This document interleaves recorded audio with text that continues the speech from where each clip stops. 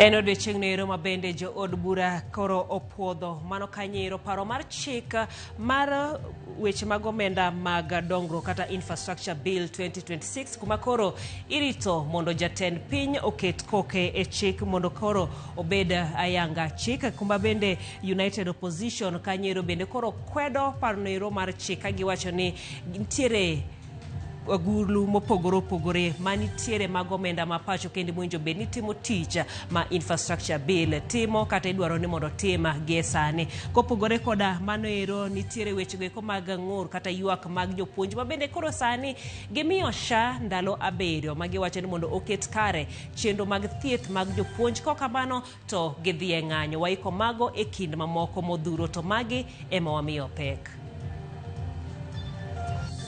Offline, and we just saw we have passed Muscat.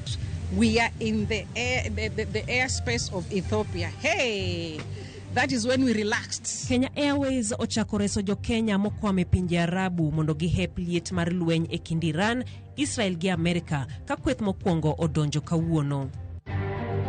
Fund as yesterday it has disbursed 83 billion shillings to over 27 million Kenyans.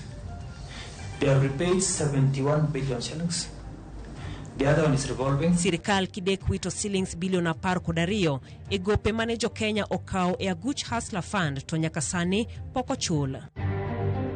The day mane Raila othoe no bedo down. Mo wacho niya, I'll not take long.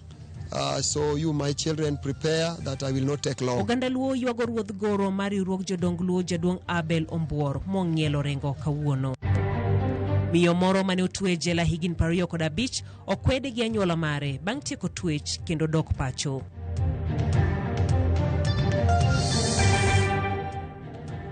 Akwayi ni mondo ibed kodwa nyaka giko mag weche manyien mago mag ang'ech welo nyinga Jaelieta jaloko marwa en Wilson Ochuka ka bende mana kaka pile warwako paro magi kata ote magi kokale lai maro mar ote machoko ma en 23600.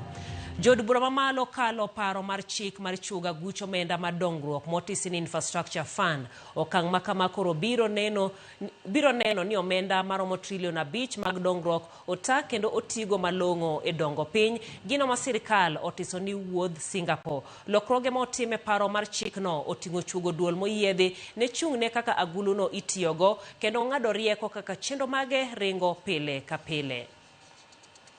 The Honourable Chairperson, I beg to move that the committee do report to the House its consideration of the National Infrastructure Fund Bill, National Assembly Bill number 1 of 2026, and its approval thereof with amendments.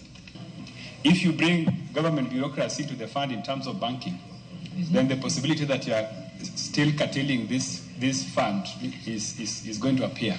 So my view is that, though I don't want to oppose the amendment, but I'm just trying to think loudly that let us not bring government bureaucracy like, fixing that this fund must sit in government account. Honorable members, I now put the question, which is that the committee do report to the House its consideration of the National Infrastructure Fund Bill, National Assembly Bill number 1 of 2026, and its approval thereof with amendments. Will as many as of that opinion say aye?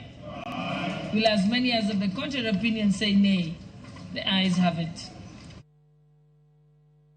Mana kotendo kod mane ni riwruok mar josiasa maketo sirikal tesre kamoting'o Rigathi Gachagua, Kalonzo Musyoka, Eugene Wamalwa kod Justin Muturi oseyo paro mar chuogo agucho menda madongruok motisi ni infrastructure fund motelo ne od bura puodho chikno. Josiasa go nosekwayo ni jod bura kik yie mar puodhe kagiwacho ni en okang' ma idwa tigo e yo mok ni kare gi sirikal. Bende ne gichich ni sirikal dibed ni nigi paro mar riyo kambi mar Adani kendo e yor apanda ne chenro mar kongo paundeke mano kata kamano nyocha osekwede gi migawo mar wuoth kod tend alap ndeke mano KAA.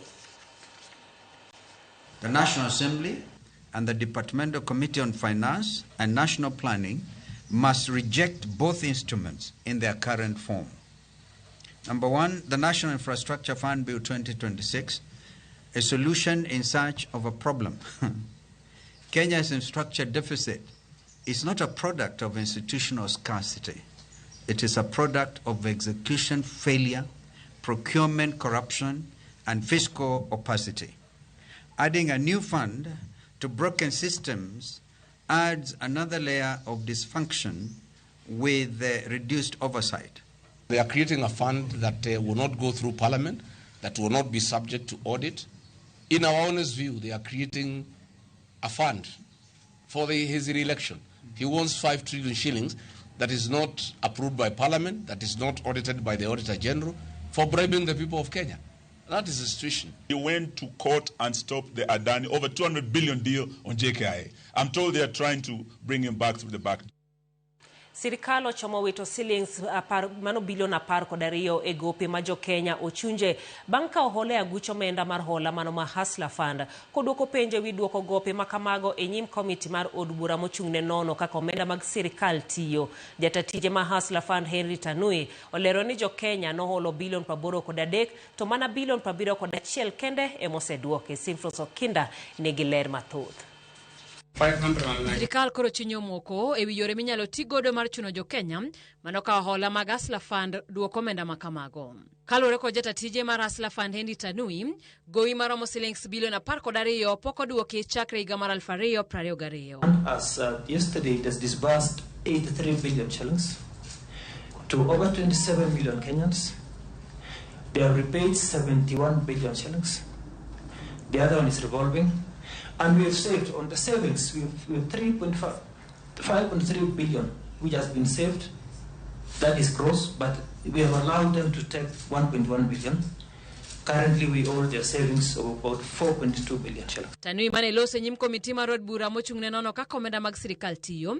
Osingone od bura ni omenda go ok bilal ka gibiro tiyo gi opande jogowi e yudo omenda go. Many young people, they borrow Hustler Fund.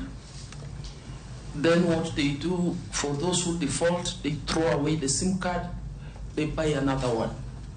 How are you collaborating with Safaricom to ensure that there are recoveries, to ensure that they trace, if someone has borrowed and has thrown away the card, that individual should not be allowed to buy another new line? The loan is tied to a national ID of every individual. Whether you have several SIM cards or one, the loan is tied to your national ID. And your national ID tells us even to the location that you come from. Tanui kata kamano singoni ogibika omenda go githuon kata peo jo Kenya kaka jogopi moko hinyo timo. From what we know, a lot of the monies, many times when it's picked, is not returned. What strategies do you have to ensure this money that has been loaned is already returned? Not behave like Shylocks by taking the assets. We educate these Kenyans, and Kenyans are responsive. Like in my village, for example, they didn't know that the Hustler Fund is good for them. Currently, they are doing it. So if we can have a sensitization campaign on financial literacy in this country, Hustler Fund is a game changer. Kamano bene jatelo ni olero ni omenda ni osekonyo jo Kenya mathoth e loko ohala masani omiyo gidago ngima makare. Allow me also to answer your deputy chair. Our limit is 500 shillings to 50,000 for personal loans, and from 500 shillings to 150,000 for bridge loan. And if you analyze the performance of some of the individuals, they are borrowed cumulatively a lot of money. Simfros Okinda, Ramogi TV. Miche mag jo Kenya mane omok e piny Dubai kaluwore koda lweny madhi mbele kind Israel, Amerika kod Iran. Gikone ochopo e paw ndeke ma JKIA. Achiel kuom jo Kenya moduogo kawuono kokalo ndeke Kenya Airways en grup mar jopuonjre mane odhi e wuoth mar puonjruok e pinyno mar Dubai. Ndegeni mar Kenya Airways en mano mane oting'o miche mag jo Kenya mane duogo pacho kaluwore koda lweny madhi mbele e pinje Arabu bang' muoch mar monj ma Israel gi Amerika timo Iran kendo masani koro liet mare odonjo koda ka e pinje mamoko mag Arabu. War started when we were there. On the last day, we got a message from KQ, saying that we're not going home. Mano e ote manyocha obogo chunjo puonjregi mane nie limbe mar somo Dubai bang' tieko limbegi kendo nowinjore gi duogo pacho. Giwacho ni muoch lweny en gima noyudogi gi buok kendo ne onge ikruok moro amora. I got shocked and hearing news that airports have been closed, find shelters, stay away from windows, and it was really traumatizing. Kalwero kod mae nochuno koro gilu chike mag lweny ma sirikand piny Dubai ne sik chiwo kinde ka kinde simbegi moting'o manyo kar jot samoro amora mane oba miruti e kor lwasi. To the bunkers, all the hotels, I think they have shelters downstairs, and they said if the worst come to the worst, you go. Because the first day, all the guests, they went to the lobby. It was chaotic. All the guests from all over the world, they were there. So they found us now, because we rushed to bang, come out. It was bad. The children were dead asleep, but when we saw this, I told them, bring the children. Japuonj manotelo ne jopuonjregi wacho ni ne gitemo yore duto e kinde mane girito duogo pacho mar manyo ne jopuonjre yore mag bedo ma onge luoro kuom ndalo 4 duto mane gimoko e piny Dubai. Most traumatizing is the one which the alert came when we were having supper. That day we had stayed for 3 days without going outside. So that cabin fever, agitation from the kids, we decided let's just walk a few blocks to have dinner. When we were just having dinner, alert, and everybody looks at you. Okay, the alert is here, so what do we do? And my mind was, how do we now walk from here to the hotel without seeing any measles and what have you? Kata kamano, tok twak kod ote maka kod kacha ne giyudo thuolo mokwongo mar duogo pacho kokalende Kenya Airways mane okelo miche mag jo Kenya kowuok e pinje Arabu. We were at the airport at 1. That was the fear. At 1, we stayed at there from 1, so that plane does not leave without us. And it was 50-50. So it might not, according as per the situation. So when today we were flying, and we just saw we have passed Muscat, we are in the airspace of Ethiopia. Hey, that is when we relaxed. And when we landed, we shouted, we clapped, we sang, and we were happy with. Lweny no pod ochuo chieng' kaluoro nitie ni onyalo kelo rochruok nyaka ne uchumi mar pinje mathoth poni okorese mapiyo. Ndala chieng' bang' moko kuom jotelo mag duond bura ma ODM kotele kod jakom ODM Gladys Wanga yango ni onge winjruok moro amora mane yango giko mar thuolo moinjoro kete tem report mar agenda par madito kata 10 points agenda. Jatend migawo mar teko Pio Wandai bendo medo dok ne report makamano kowacho ni jo Kenya osechako neno moko kuom olemo mag lipodno. Kane olose sach chendo mar keyo stima dho wath ma Ugambe ka chung'od bura ma Bondo, Wandai wacho ni keto commissioners manyien mag IBC kod loko chike madito matayo yiero gin moko kuom gigo mane aput mar NADCO kete maino margi kendo nyaka sani oseketgi tim. E kindeno jatelo no bende kwayo jod bura mondo oru chenro mar neno ni jogo mane oyudo hinyruok kod wito johera gi kind lal mamoko oyudo chudo kaka achiel kuom yore mag chopo gigo ma giwinjore chwalo ne jatend piny William Ruto mane ochwoe koke kod mane en ogai mar ODM Raila Odinga. Na nina hakika kwa wakati huu tunapoongea, a lot of the NADCO recommendations have already been implemented. A lot of them, including the establishment of the IBC. That was one of the greatest recommendations of the NADCO report. The other issue that NADCO recommended was the matter of amendment to Elections Act. That has been done. Jambo ambalo limebaki kidogo ni mambo ya compensation for victims of election violence. Na hiyo inashughulikiwa vilivyo na bunge la taifa. Ruodh goro mar riwruok mar jodonglue Kenya mangima Abel Ombuoro ng'ielo rengo mae oyangi kod familia mare kotelegi kod wuode Pastor Eric Abel oyango ni Ombuoro ne owito ngimane e kar saa 9 otieno mane piny orugo kawuono e kar thieth ma St Joseph Ombo Mission kama osebedo koyude thieth. Familia mare wacho ni tho mar ruodh goro no en lal maduong' ne familia kod oganda Luo duto.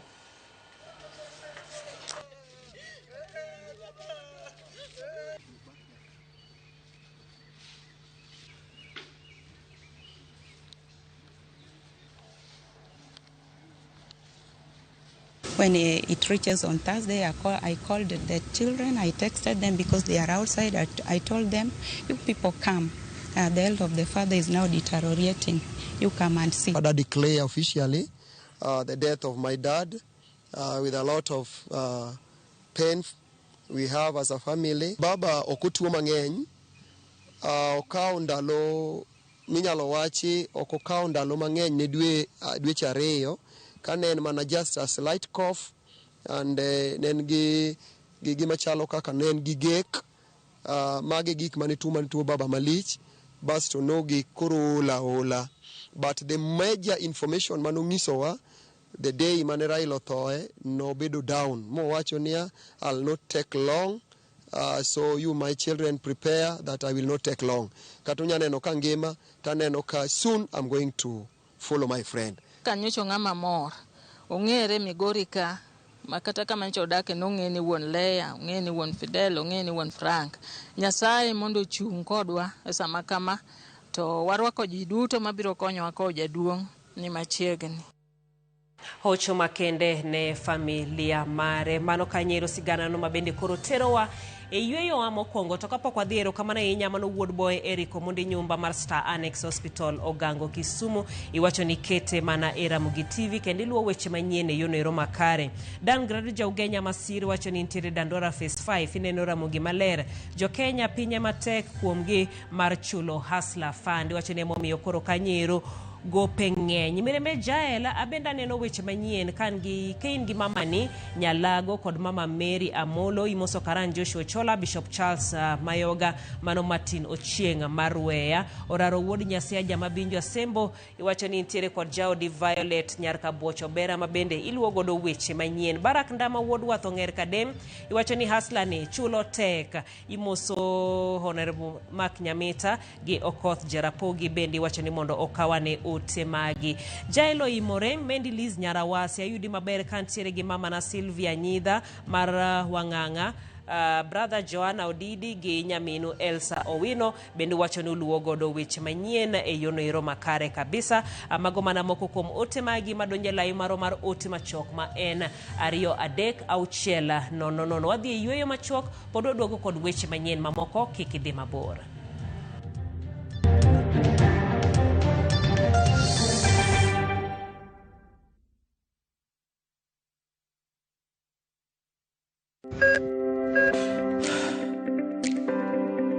E chuny ogandawa, ngima mar del en mwandu maduong'ie moloyo. Mondo tekruok mar dend obed maber, ok gin ga gik matek. Gin gik miluongo ni lifestyle. Manyiso ga jotuo ni gigi ok gin gik minyiewo, gin gik mitimo. We bedo gi kiawa, kendo chak bedo gi ng'eyo. Nachako chemotherapy. Side effects nen, yier wi nyaka lwar, constipation, chandi seriously. Warwaki e penj laktar, ma en tudruok gi lakteche molony. Sama idhir jahocho cha, nyaka ibed ni iseng'eyo ni mae shida ma an godo, to adwa kony. Chakre weche thieth kod chiemo mar mine mayach, nyaka e weche thieth mag tuoche masiko. Wakelo od thieth e od dak. Tuo mar rheumatic heart disease ni landore sana e gwenge ma poverty ntiere. Riwri gi Ruth Otieno, wuok tich nyaka tich abich, saa 12 odhiambo.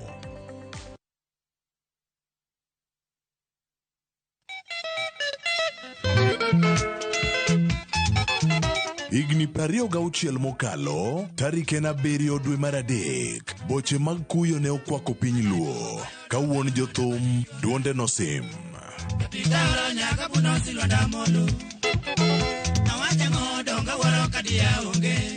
Richard Owino, mong'ere kaka Dr. Kolela Maze, ogwela bad jowaya. Ne ok en jawerawera, ne en jambaka ka redio, kendo japuonj matije pod neno nyaka sani.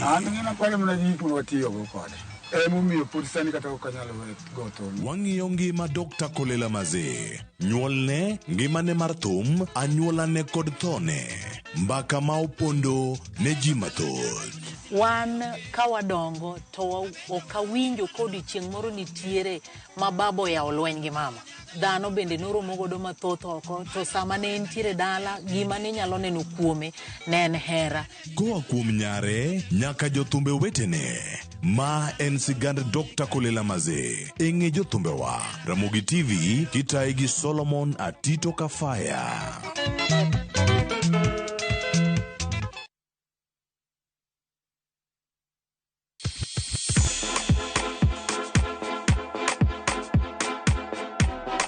Be iseikori ne miel? To bende iseikori ne thumbe mamit manyien manyasani? Wakelo ni mixes manit kabisa kod miel manyasani. And of course, ngeso ka ngeso nyaka mngajua mtakresa ngwena nyaka sauchieza. Cheki melanin top imeweza. And of course, Hilo bwana.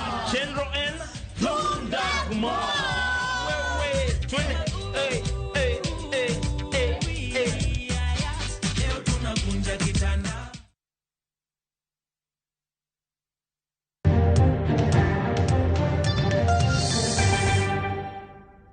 Machiegni kendo komiti mar budget opedho e od bura report budget ma olieki ne hik omenda ma higa 2026 2027. Jakom komiti no Samuel Atandi opedho budget no ma olieki bang' kawo pach jokanyo e sectors mopogore opogore kod bede migepe mag sirkal maduto nyocha osechopo e nyimgi. E budget molieki no sirkal mamalo igeto keto tenge shillings milion 2.87, kamano en ma oriwo shillings 2.79 ne bad migao maduong' ma otis ni executive. E od bura ichano ketne shillings bilion 50.7 ka bad migao mar doho igeto ne shillings bilion 30.4. Apis Auditor General igeto ketne shillings bilion 9. E chenro mag loch gwenge kata devolution, budget molieki igeto keto shillings bilion 420 ne counties mondo opogi kachiel gi mbalang' ma shillings bilion 75.6 ne counties go. Chenro mag jiwo dongruok ne counties ma nigi dwaro kande kata equalization fund, budget no geto keto shillings bilion 9.6. Chenro mar kawo pach jopiny ichano ketne shillings bilion 4 e budget mabiro. Budget no kata kamano ni kod rem mar atamalo 5.3 ka irango kwan omenda ma sirkal nyalo biro choko e hik omenda mabiro. Od bura koro irito mondo opwodh budget ma oliekno.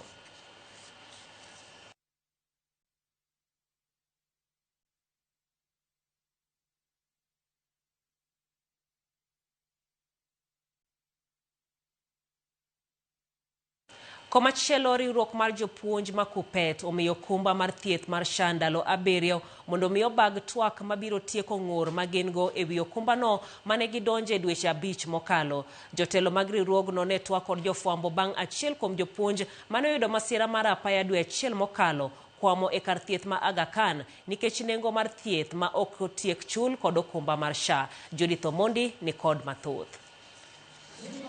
Magi ne gin pichni ma dwe mar 9 higa ma okalo ka mahawo jopuonj 10,000 ne olimo kar jot mar jatend piny William Ruto kendo ka ne ochiwie singo mar tieko ng'ur e wi okumba mar thieth mar jopuonj. Masira mar apaya ma giko dwe mar 1 onyisore ma pod nitie okumba manyien mane orwakio jopuonj SHA. Jaod japuonj achiel Alex ma en japuonj ma Ofafa Jeriko koro chako dwe mar 2 e kar thieth mag Aga Khan bang' rem chulo gowi mar thieth manyaka sani en milion 3.2 ka SHA ochulo milion 1 kendo we anyuola kod nengo mamoko. SHA saa hii imeisha, achapona vizuri. Hii aliekewa chuma kwa west 2 kashikana ndiye atembee. Sasa niambie the whole of this year ni kutafuta pesa ndio akuwa na kucha appointment mpaka apone. You see that one is very valuable kwa civil servant kama yeye. Kaluwore kod jotelo mag riwruok mar jopuonj mar Kupet, ka otelnegi kod jagoro maduong' Akelo Misori, gichulo omenda mathoth e SHA ma ok owinjo gi sol mar chulo gop thieth, kata bed ni e wi japuonj Alex gisolo milion 1.5. Ne ok wasebedo kwa biro kwa neno kata kwa dwa golo japuonj hospital nikech bil. Ne wiwa nosewil gi mano, kendo mano osekawo higni madhi mana 15. To koro mar sani ne ginyisowa ni nitie over 9,000 hospitals mobedo accredited. To king'iyo kata Nairobi ka, kwadhi Gurunana kiriembowa, kwadhi Nairobi West iriembowa. They are breaking everything that we discussed. They told us we shall go in all hospitals, including Aga Khan. In fact, Aga Khan was an example. And they said there are 9,000 hospitals, including Nairobi Hospital. Now we are being chased away from Aga Khan. Ka koro gidwaro twak ma otegno kod okumba mar thieth mar SHA, mondo ging'e kama okumba ni ochopie thieth mar jopuonj, twak ma gidwaro e matin ne ndalo 7 kowuok kawuono kapok gichako ng'anyo. SHA ka ok wamiyo 7 days mondo gi engage wa ka gibiro dhi forward, to wabiro golo jopuonj e class mondo wa demonstrate kamoro amora mwantie. Nikech engagement no is important mondo wayud clarity ni to cover marwa mar statutory deduction ma Kenyans te chulo. Wan kaka union members, wan emwachulo the highest contribution to this facility. Ang'o miyo wan makoro ok nyal tit kodwa. Wadwaro ni nyaka miwa kata preferential treatment nikech wan emwa sustain sa. Ma biro mana ndalo matin bang' jopiny ywak e pacho ka mangima ni lai mar thieth mar SHA ni piny, gino mane SHA oyango ni loso. Judith Omondi, Ramogi TV. Duol magayo tuke mago punda pacho kata Gambling Regulatory Authority oyango biro chako timo pedha mager ne kembe goyo punda mamedore kendo tiyo ataro mar chik. Ka gilose kinde chiwo tela yanga ne director margi manyien, gilero ni tuk go punda osekelo midhiero e kind oganda ka gikwayo jogo matuge mondo thegre kod tugo asasa. Cynthia Onyango ni kod ler. Bang' bedo kod director makojolo kuom kinde, duol magayo tuke mag goyo punda pacho ka Gambling Regulatory Authority tinende oyudo director manyien matayo chenro maggi kuom thuolo mar higni 3 mabiro. E kinde ka otelo ayanga e log tich margi mayudore ACK Garden Annex e boma ma Nairobi, director manyien Peter Karimi onyiso mor mare mar telo ne duolno kendo singo keto maino duto mareo ni midhiero mag goyo punda oga kendo ritruok makare obetie e kinde tuke mag goyo punda. Gambling must be done safely and within comfortable financial limits. If you feel that you have a challenge, we will promote self-reporting on any problem gambling matters, and this will be enforced across the sector. Gambling should not be a job, should not be a profession, but should be an entertainment. It should be a baada ya kazi. Peter Mbugi mayande en director makojolo mar GRA olero ni sekta mar goyo punda ni kod omenda maber ne sirikal kod jopiny matuge, mak mana ni motelo arita makare nyaka keti ne jotugo kaka yor geng'o midhiero mahinyo nyoro jopiny. The gambling environment is strong, it is vibrant, it can greatly generate a lot of revenue for government. Unless and what is required is basically to ensure that then as we generate that revenue, it does not negatively impact on society. Ginyiso mor margi ne telo kod chike manyien masani gayo tuke mag goyo punda kendo singo mar keto lokruoge moting'o lony manyasani mondo konye thiro kembe matiyo ataro mar chik rito ratiro mag nyithindo kod neno ni japiny okoyako omenda ne nono. What the new act has done is empower the GRA to have a lot of mechanisms for both oversight, licensing and enforcement. It also gives an opportunity for cross-sector engagement. We will implement a system which is robust, which is able to scan the Kenyan environment to ensure that those illegal sites will not be there. Cynthia Onyango, Ramogi TV, Nairobi. Miyo moro mane otwe jela ma Embu kuom higni 25 otieko twech mare kata kamano en kod lit bang' anyuola mare kwede bang' duogo pacho. Agnes Ngeti mawuokie kar dak ma Mashanga Mbere ne otwe higa ma 2,000 ka en jahigni 31. Apisa mar kar twech ma Embu koni samoro anyuola no kwedo Agnes kaluwore ne en kod dang'ni mar paro kaachiel gi gino mane otimo manomiyo twe. Kata kamano koni ber ka anyuola ne rwake bang' tieko twech mare. Apisa no koni kum mar rieyo ji mathoth kendo bang' wuok e twech winjo rwakgi kendo migi tije manyalo gero ngimagi kendo keto negi chiemo e mesa.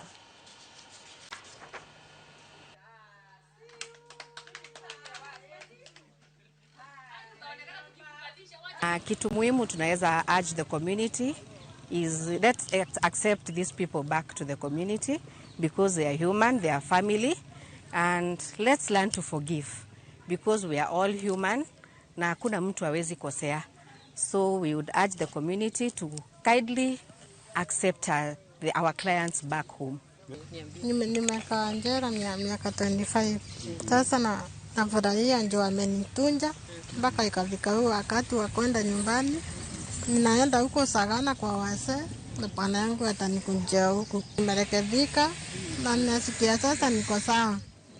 Ninaweza kawa mzuri nyumbani na siwezi rudia kitendo kama hiyo tena. Community inafaa ielewe ya kwamba vile Agnes Ndegi anafanya sio yeye anataka, ako mgonjwa, ako na shinda ya mental illness, na ni shinda mingi ziko na watu wengi hata huko nje. So wakaweze kumkubali, wakamu-understand na wakamsaidie.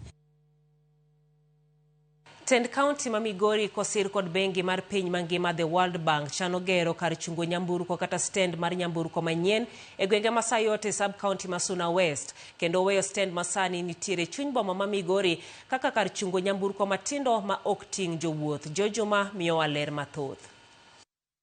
Lek mar daro ka chung nyamburko kata stand mageche e chuny boma ma Migori ma osebedo kuom higni mathoth mondo koro konye tieko dhungruok mageche e chuny boma ma Migori chalo kagima koro kayo machiegni. Mae obiro bang' bengi mar piny mangima The World Bank keto omenda tenge maromo milion 60 mar siro piny owacho mar kaunti ma Migori e gero ka chung nyamburko manyien e kar dak no Masayote e sub county Masuna West. Stage no biro accommodate geche maonge kama chung'e sane kaka buses madhi Nairobi, kendo biro konyo mang'eny. Omiyo wayiere ni mondo mi sirikal otimnwa mano e yo mapiyo manyalore. Bus park machielo dwarore nikech ma wantiere go tin kendo ok nyal romo gi te, emomiyo bende wabedo kata mana gi weche mag dropping and picking along the highway ma is leading to several accidents. Nikech seche magigoyo U-turn e ndara kachacha, japiko bende ringo, jowuoth bende wuotho, kelo gik mang'eny. Kar chung nyamburko ni igero lo mayande Tend County ma Migori ne nyiewo e kinde mar higni 2 mokalo. King'iyo county government nong'iewo kendo mwadhi gere bus park. Pesa mwa expect koa e World Bank en milion aparo ni maderom 60. Oganda moting'o joriemb matatu mane wuoyi kinde mane ikawo pachgi kod tend munisipal ma Migori ne orwako chendoni mar daro kar chung nyamburko mating'o jowuoth kawuok e chuny boma ma Migori nyaka kar chung nyamburko manyien ma igeno ni koro dhi chakore e kinde machiegni. Migori en one street town. To one street town always bedo ga madeny. Nikech iyudo ka streets mamoko ok function maber. Koro ka kanyo ere ma buses madhi Nairobi bende chung'e, gari moro ma bende samoro nowuok e stage bende dhi gach private bende dwane samoro ochung' kata ka donje supermarket. Koro iyudo ka congestion ng'eny kanyo. Omiyo kane kanyo nyalo bet mondo mi kata buses madhi Nairobi plus geche moko madhi long routes mondo dhi obed kono, to nyalo kelo yot kendo nyalo kelo thuolo mondo mi kata bath highway kuonde ma geche nyalo diyore godong' ne private vehicles mondo konyre.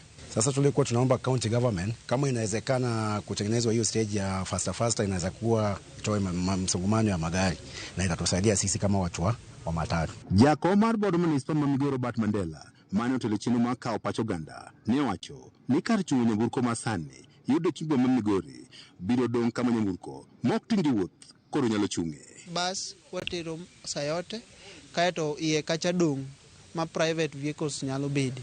One of the reason momiyo wagero bus park no en ni mondo giyud kuma ginyalo kete geche gi sama gibiro timo kata mana shopping e town.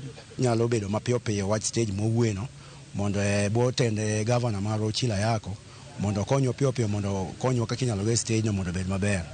Kendo ka stage no gera pano dhi konyo nikech wan kaka jok maringe highway waneno ka congestion osebedo mang'eny e town ma seche moko kata accident notimore nyalo medo kelo accident. Koro kopo ni stage nyalo bedo kocha nyalo konyowa. Mandela wacho ni gisekedo chenro maber mane gedo ma kacho nyamburko ne koro ger makare kendo tieke e wang' sa. Kata macha nyalo dhi yudo ni samoro pod ok oromo gi te. Mano biro chunowa ni ma wantiere go kani wa reduce the number of the people madhi tiyo kanyo. Sani king'iyo geche duto te ma wuok Nairobi kata mating'o jowuoth ma Nairobi gionge kargi mar jot, gijot e ndara. George Juma, Ramogi TV, Migori. Kapod wantiere weche mag wuoth ni tend boma ma Kisumu kod duol mochung' ne rito weche mag wuoth e apaya mano NTSA noriwre kanyakla e wuoth mar tipo e bomano mar chiwo ote mar miyo luor batha peyni moket tenge ne jowuoth tielo e bomano mosebed kitiyogo e yo marach. Wuoth ma kamae notimore odiechieng' ma kawuono motelo ne chenro mar medo loso peyni matindo tindo mantiere bomano misiro gi riwruoge mopogore opogore. Jotelogo noriwore nyaka gi jodak ma Kisumu ka gikwayo bende joriemb apikni to kod nyamburko matindo tindo kaachiel gi jogo matimo ohala e apeynigo mondo owe kuondego thuolo kendo gin gi geno ni okang' ma kamae dhi kelo yot e weche mag wuoth e bomano.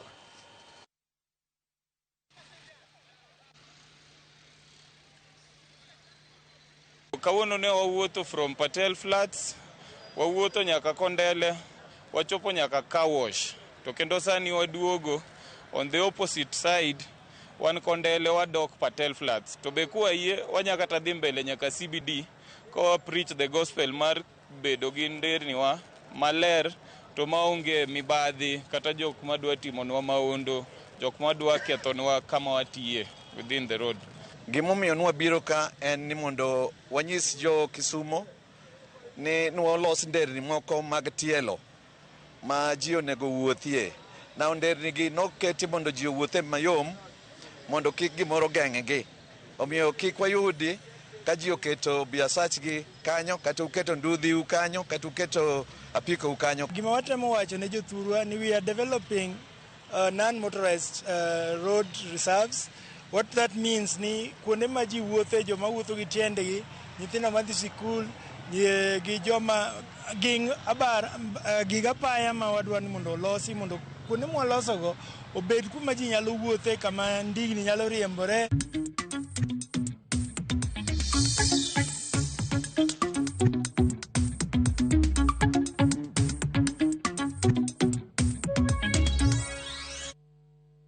Sirikal kaunti ma Homa Bay osidho chenro mar chiwo kodhi ne jopur ma yuto gi ni piny. Chenro mitimo mar konyo e neno ni jopur otiyo gi kothe makare manyalo miyo kaunti no bedo gi chiemo moromo. E chenro ma itimo e wards 40 ma Homa Bay kendo ogeto chenro ni itimo e wards 40 ma Homa Bay kendo ogeto jopur maromo 32,000. Alia Beach nigi lerno. E kinde ma jopur dhi nyime gi komo, kamoko bende iko puothegi mar keto kodhi e lowo. E kinde ma koth dhi nyime gi chwe gwenge mopogore pacho ka, migawo mar pur e sirikand kaunti ma Homa Bay ochako ayanga chenro mar chiwo kodhi ne jopur nono maonge chudo. Gavana ma Homa Bay Gladys Wanga nochako ayanga chenro mar chiwo kodhi ne jopur e gweng' ma Ndeng'o Nyaburi, e ward ma Homa Bay Town East, ka chud bura ma Homa Bay Town. Okoni ma en tielo mar 4 mar chiwo kodhi mageto jopur ma yutogi ni piny, kama jopur mawuok e miera 32,000 e ward 40 manie kaunti ni biro yudo kodhi mag bando kod bele chenro no.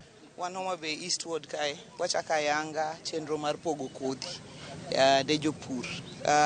Higa ka higa ma ikwa mar 4 mar pogo kodhi ne jopur e Homa Bay County.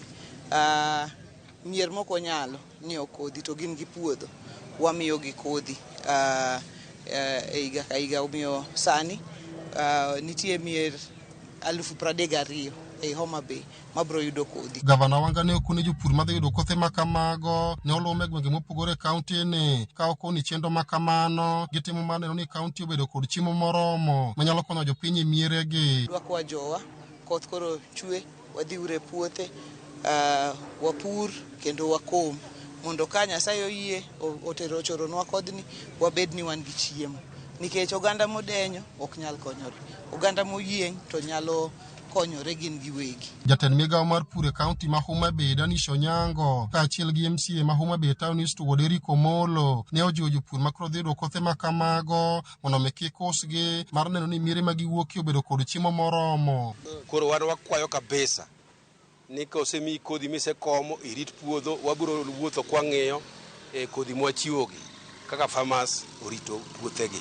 Mar ariyo, nitie jok moko manyalo bedo gi paro ni kosemiye kodhi to chiemo go duka. Seeds mwachiwoge, kodhi mwachiwoge are not for sale. Ka koro wasewuoyo gi jopur makagi, ka dipo ni nisekomo ma puothi isekomo to nyawadu moro pok okomo, kik idhi ni dhi uso kodhi. Kendo ma en achiel kuom programs ma nyiso ni chiemo dhi bedo mang'eny, mana kaka notimore higa mosekalo gi higni moko mosekalo ma program ni osebedo katimore. Wan gadier kaka migawo mar agriculture ni kachop kinde makoro wabro keyo dhi bedo mamalo kabisa. Watimo kamani duong' ne japur kendo gima lich ne japur, nikech japur yudo thuolo koro mondo mi oti gi pesa ne owuon mar ng'iewo kodhi mar oduma. Sirikal koro duoko gharama no piny, koro miye kodhi mondo mi obed gi chiemo e dalane. Mano e gima duong' ma japur kawuono dhi yudo ka.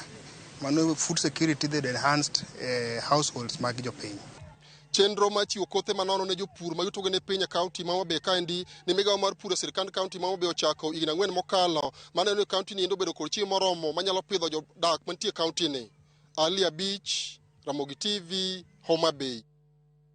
Johale chiro ma Kibuye boma ma Kisumu ywak ne ng'ikruok e arita kwe chirono bang' jogo mapoko yangi monjo duka achiel kendo kwalo modhi mag tedo kod mwandu mamoko. Monj ma kamae notimore otieno mawuok tich kama johala manomonjno Eric Otieno lero ni jokogego notucho kubni mag modhi kendo puko mamoko ka koro okwano lal maromo 48,000 kendo ochich ni jonjorego yande oor mondo timne anyali tok pogruok e paro gi tend chirono. Johala go okwedo kanyakla monj ma kamae ka koro gikwayo mondo ketnegi jochiw arita kwe gi tend kaunti ma Kisumu mondo arita obed makare.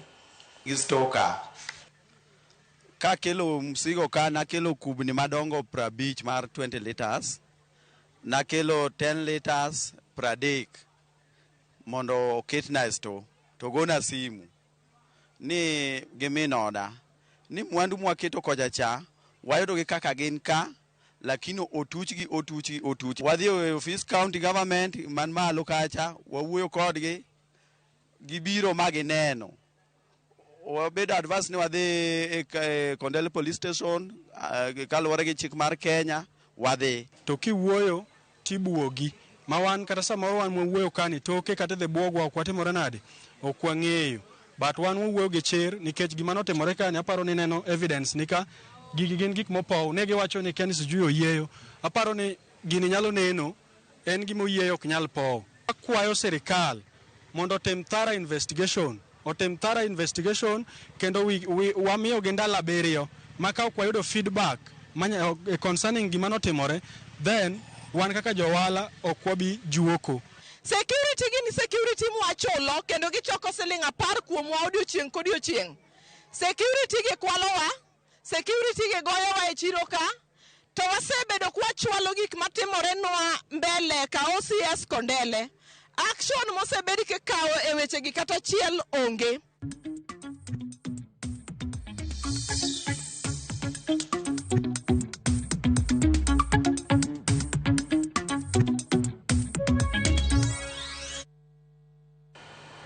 Mano kanyero ywak mag johala ma Kibuye. Bende ywak moro bende donjorwa kende ma bende ang'eyo ni Mudusa marwa en gino moloso. Wacho ni signal mar Ramogi Theko kochopo sa habari losnwago uru mana kendo jalung'a. Jailo imore Calvins kawuok kaler iwacho ni penjo ni pesa mag Hustler Fund mani ji okawo. Sirkal ni kod paro mane mag gopego, mana kaka ne giwacho gidhi lombo, gidhi kwayo, gidhi wuoyo kodu mondo jogo eko ma bende nokawo odwokgi. Lawi wuoda dore kantiere rinye neno Ramogi TV yonero makare iwacho ni ntiere kod jodala ni katabu mar jusa mar barolengo ikwa sirkal mondo owitoko gope mag Hustler Fund nikech ngima tek kod jo Kenya to tije bende onge. Mit gowi iwacho gani mit gowi en mana chulo ina manyo yore gweko maga chule. Ka waduogo to wadonje pau tuke.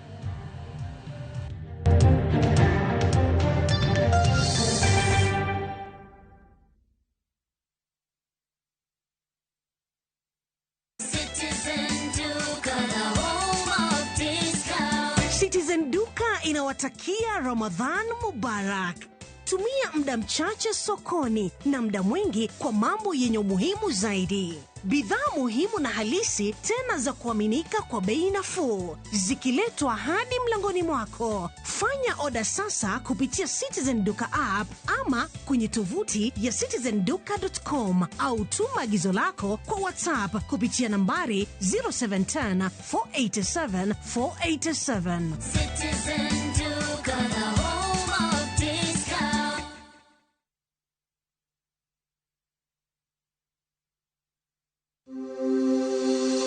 Female genital fistula kata FGF en tuo ma ikelo kod muoch ma oremo kuom kinde malach ahinya to kokawo okang' mapiyo mar manyo thieth ma nyalo kelo mol mar oko matin gi maduong' ma ok chung'. Kik ibed gi luoro, fistula nyalo geng' kendo nyalo thiedhore. Mondo mi otiek magi duto, Royal Media Services, M-Pesa Foundation, kachiel kod Flying Doctors Society of Africa sani kwayo mine ma odak kod tuo mar fistula mondo wuog oko ne thieth manono mar fistula mabiro timore tarik 6 dwe mar adek higa mar 2026 Jaramogi Oginga Odinga Teaching and Referral Hospital. Mondo ing'e mathoth, ywa tole namba 07222 205 084 kata 07333 kanyakla waduokuru nyadhi gi geno ne mine ma odak kod fistula.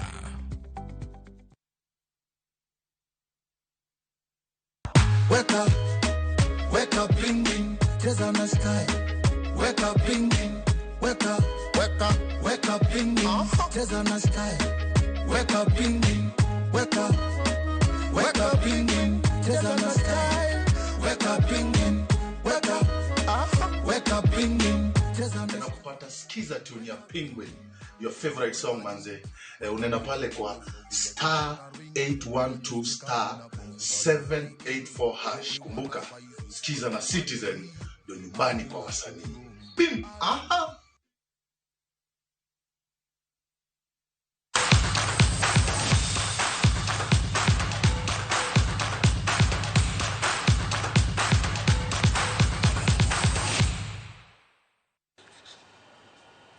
Talia Achieng mawuok Migori otieko campaign mar rubani wa mapenzi gi loch ka ene jaloch mar ang'wen e tugono e shabiki.com. Achieng oloyo $500,000 bang' lieko tuke modhuro. Oyango ni ogeto tiyo gi bath omenda no e yaro ohande, kama moko otigo e chulo omenda mag somo ne nyithinde, kama moko biro bero kare mar dak. Johera mag shabiki.com nigi thuolo mar medo locho e tukego.